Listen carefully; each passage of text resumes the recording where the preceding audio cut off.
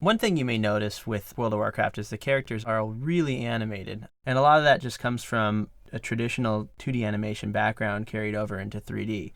So one thing that we pride in our animators is just taking it to that next level in 3D. None of our animations are motion captured. We just feel that the World of Warcraft is such an animated and colorful environment that the hand animation was the only way to kind of really truly, bring it to life. Between the characters and players, we have about 4,000 unique animations. We have about 2,000 unique player character animations, and we have about 2,000 unique creature animations. So between the 16 character races, that's male and female, each have about 120 to 130 plus unique hand-done animations.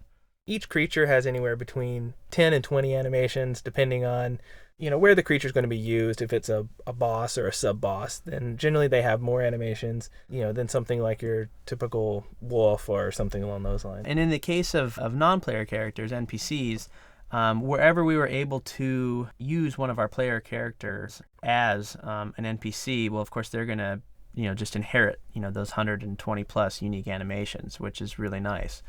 The designers can do really cool things with quests, having access to all those animations. We also tried to inject some of the Warcraft humor. Warcraft 3, Warcraft 2, these games have a lot of humorous elements in them, and we wanted to make sure that we captured some of that in the World of Warcraft. A lot of the creatures have, some really unique stances. If you watch a creature for a while, they'll do some really humorous kind of animations. The Sea Giant is a great example because if you watch him long enough, you'll see that he'll actually fart. It's actually very rare, so you have to watch them for a long time, but there's a lot of humorous and very subtle elements in the game. Here you have this giant, ominous, insanely powerful creature, and yet we'll inject some of that Blizzard humor with the Sea Giant passing wind. Of course, he does it in his own special way. He's a Sea Giant, so of course a gigantic bubble would come from him, and then he's very inquisitive, so of course he's going to pop that bubble, and of course what it ends with is something just really unique to what Blizzard does. Another example is the kobolds. If you watch them, they'll chase their tail every so often. The ogres will scratch their rear end. Each of the player characters has over 25 unique emote animations, and those really help add a lot of character, and in some cases really give each character a sense of humor. We did have some basic guidelines that we had to stay within. The attack animations had to be a set length. Special attack animations could be a little bit longer. We made sure that weapons made contact at a certain frame rate so that we could make combat look real and believable in the game, so that when you're knowing when a character or creature is going to be hitting, you can time all of your, dodges, blocks, parries to make combat more, lifelike and real.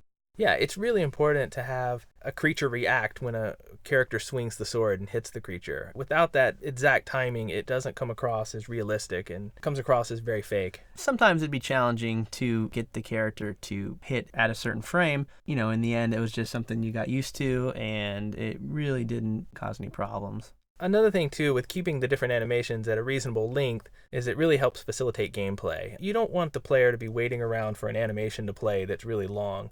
You want to keep things very snappy and at a good pace. When we first started a creature or a character, a lot of times the first thing we would do is try to come up with their neutral stand pose. This is the pose that they're standing in most of the time, and it really conveys a lot of the character. So getting that down first can save a lot of time for animation later on. Yeah, because sometimes we would take a creature or character just a little bit too far, a little out of the scope of what design, had in mind. And so, to save time, we would just get them into certain poses and kind of show those, and then get one of those approved, and then we'd know at that point, what direction to take the character or the creature in.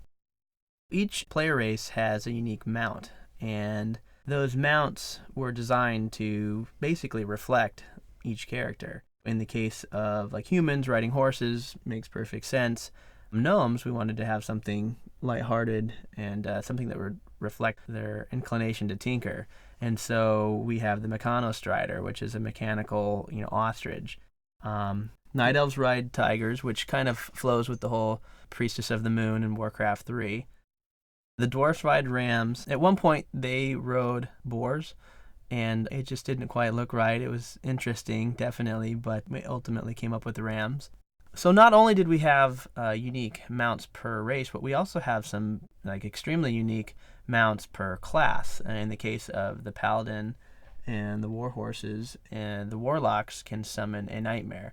So the nightmare is a little bit different than the typical undead horse that the undead ride, in that it essentially is more of an ethereal, dark stallion with blazing hooves and blazing eyes, in which case we were able to incorporate some of our spell effects into the models to create that unique look. We had a lot of fun animating the unique individual mounts for each character.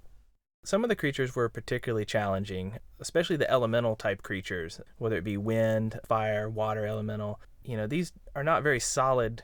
They're made up of different elements that are very difficult to convey in a video game. Using polygons, it's very difficult to create an ethereal kind of look. In the case of say, a water elemental, if you were to kill it, essentially it just dissipates into nothing. And of course that posed some technical issues with how are we supposed to loot nothing after we've killed it. And so we would go in and say, okay, well, we need something like bracers or something solid. And so of course we would drop bracers, as the creature is fading away. We drop some piece of armor so that a character could see something on the ground and it would sense, okay, I can loot this.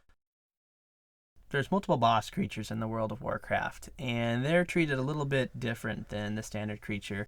We had some technical limitations on creatures. We weren't to exceed a certain, bone number, bone count, animation count. Those restrictions were pretty much removed with boss creatures, since a lot of the times you're going to be encountering them by themselves and not in a group. A lot of times we're able to use more bones, more animations.